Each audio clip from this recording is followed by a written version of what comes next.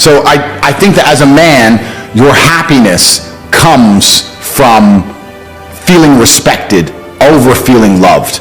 And the reason perhaps you're happy now is because you have more respect for yourself because of the decisions you're making, and you have self-respect. Yeah. And I think that a lot of men, even if they have self-respect, if nobody else respects them, they're struggling. If you're a person, if you're a man and you're out here and you go, you know what, who do I want to be? I want to be strong and rich and brave and respected. Then I need friends who are strong and rich and brave and respected. That's what you need to do. If you're going to say, oh, I want to be these things, but I hang around with this guy because we play FIFA together, then you can stay a fucking loser. And that is your decision. Stay a loser. I have no sympathy for losers. I want to make this another thing clear that ends up on TikTok and everyone cries their eyes out. I don't give a solitary fuck if you want to stay at the bottom of the societal totem pole.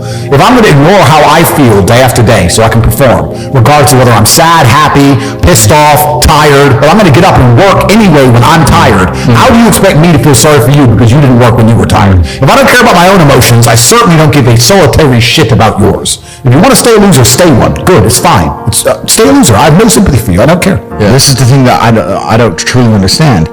If I'm unhappy with something and I'm uncomfortable with something, I fix it. Yeah. That's endless motivation, which I don't truly believe in as a concept, but that's endless fuel for the fire. Right. If I was unhappy with something about myself, regardless of what it was, I would be able to take all of that discomfort and turn it into endless energy to get the problem fixed. Exactly. But these people seem to... It's okay to be unhappy. Yeah, well, these people seem to sit and say, I'm really unhappy with X, but then stay doing X. So I don't believe they're truly actually unhappy. What you'll notice if you live life long enough is that somebody will sit and say to you, I'm unhappy being a loser. You say, why are you a loser?